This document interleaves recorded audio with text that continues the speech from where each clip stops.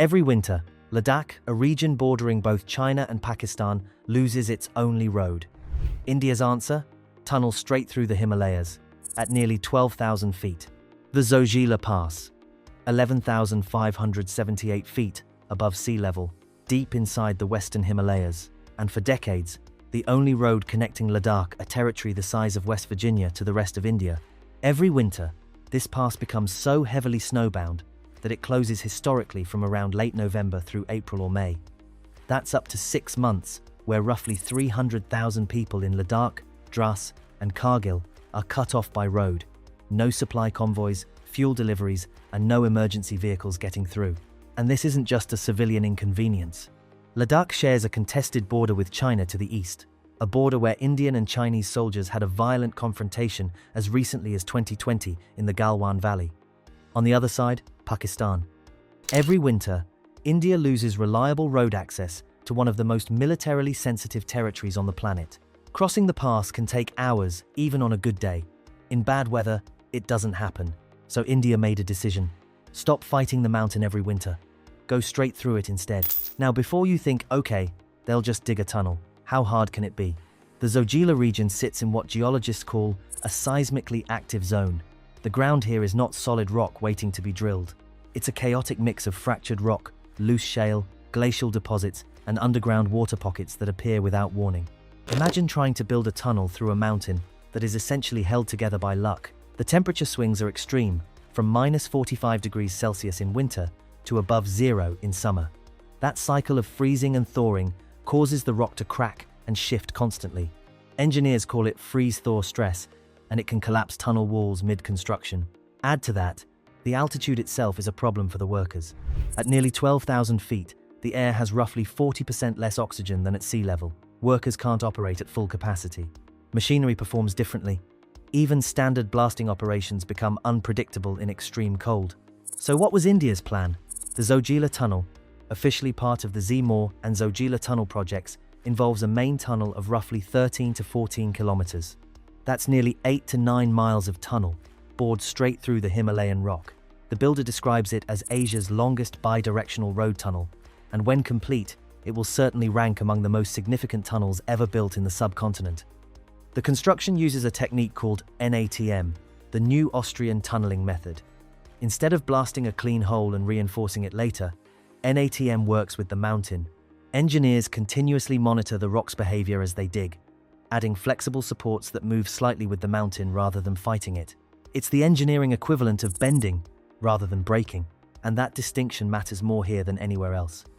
Zojila does not give engineers a fixed plan to follow. The rock keeps changing. Work has been stopped multiple times by avalanches, unstable ground, and conditions that no blueprint can fully prepare for. The project is being led by India's NHIDCL, the National Highways and Infrastructure Development Corporation, with construction carried out by MEAL, and the project cost is about 68 billion rupees, or roughly $830 million. For a country that has seen massive infrastructure cost overruns, this project is being watched extremely carefully. Now let's go inside, because what's happening underneath the Himalayas right now is extraordinary. A large workforce has been operating across multiple tunnel faces simultaneously, drilling, blasting, hauling rock, pouring concrete, pushing ahead continuously to meet a difficult deadline. These workers aren't operating in a clean, temperature-controlled environment. They're in a mountain. Temperatures inside the tunnel can vary wildly. Ventilation is a constant engineering challenge. Fresh air has to be pumped miles into the tunnel, just so workers can breathe. And the rock itself keeps surprising them. During excavation, teams have encountered what engineers call fault zones, areas where two sections of rock have shifted against each other over millions of years, leaving behind soft, crumbling material. Fault zones and unstable geology have repeatedly complicated excavation, sometimes forcing work to stop entirely. It has happened. Work has stopped. Sections have had to be restabilized, redesigned, and redug. These are the delays you don't see in the press releases. But here's something fascinating about how this tunnel is actually being built from a design standpoint. The Zojila Tunnel is engineered like a small highway. The design includes 2 lanes of traffic, standard safety and ventilation systems, emergency laybys for breakdowns, firefighting provisions, and a parallel egress tunnel, an escape corridor running alongside the main bore. Running alongside that parallel escape passage, is the main tunnel, which is a separate egress tunnel, essentially a hidden corridor inside the mountain. If there's ever a fire, a collapse, or an emergency, it gives people a way to get out. Building 2 tunnels instead of 1 obviously doubles the challenge. But when you're 9 miles into a Himalayan mountain, you don't escape to chance.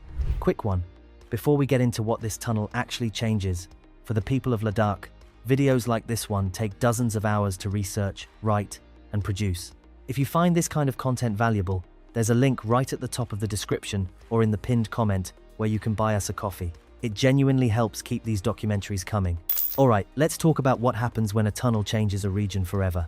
This is what it looks like to engineer for the absolute worst-case scenario. Every winter, right now, the Indian Army has to rely on air supply missions to keep its forward posts in Ladakh stocked. Helicopters flying in food, supplies, and equipment at massive cost because the roads are gone. When the Zojila Tunnel opens, that changes dramatically.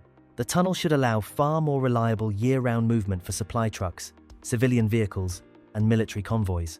It is expected to cut the transit time dramatically to around 15 to 30 minutes compared to hours over the open pass. Minutes instead of hours, through a mountain, in the middle of winter.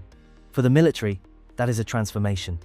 Rapid reinforcement of border positions becomes possible in a way it simply never was before. But the strategic advantage is only part of the story. Ladakh is also one of the most visited tourist destinations in India. In the last decade, it has exploded in global popularity, attracting adventure travelers, motorcyclists, and nature lovers from around the world. But most of that tourism happens only in summer. When the passes close, the tourists stop coming, and the local economy contracts sharply. Year-round connectivity means a year-round economy for Ladakh. Hotels, restaurants, local guides, farmers supplying the market. All of them benefit when the region is no longer seasonally cut off. And it goes beyond tourism. Right now, any business operating in Ladakh is planning around a supply chain that breaks every single winter. The tunnel changes that for the first time, the region can function as a year-round economy. And then there's the human story that rarely makes headlines.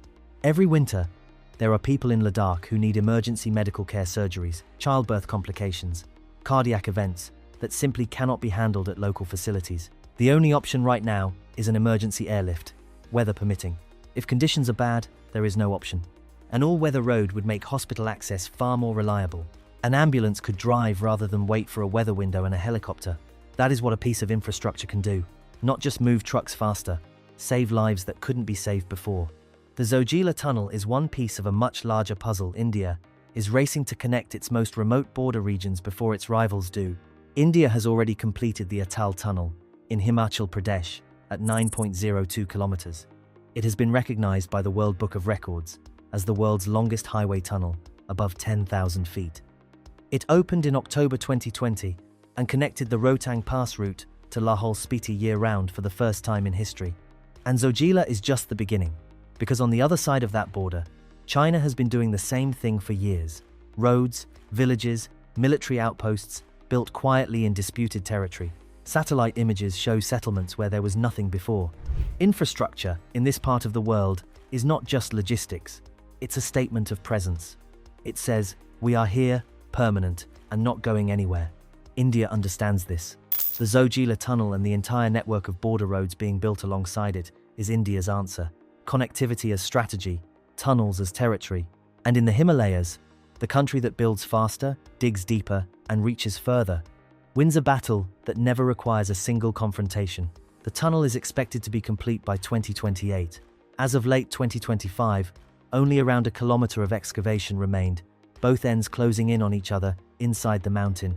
And when that happens, Ladakh changes. New businesses, people, and new military calculations. China is watching every kilometer of it. If India can do this here, what else is coming? Dozens of tunnels and roads are already planned or under construction across the northern border. Hundreds of kilometers, billions of dollars. The Himalayas were once a natural wall that protected India. Now, India is turning that wall into a highway system. And the question isn't whether it will change the region. The question is, by how much? If this kind of in-depth investigative reporting is what you come here for, the real facts behind the mega projects shaping our world, the best way to support it is simple. First link in the description or the pinned comment, buy us a coffee. Every single one helps us keep going. Thank you seriously. And if this got you thinking about what India is really building and what it's not telling the rest of the world, this one is exactly where you go next. We did a deep dive into India's $15 billion infrastructure gamble, the projects making headlines, and the ones deliberately kept out of them. It's already up. Click it now, it connects everything we just talked about. India's $15 billion infrastructure gamble, what Delhi isn't telling you.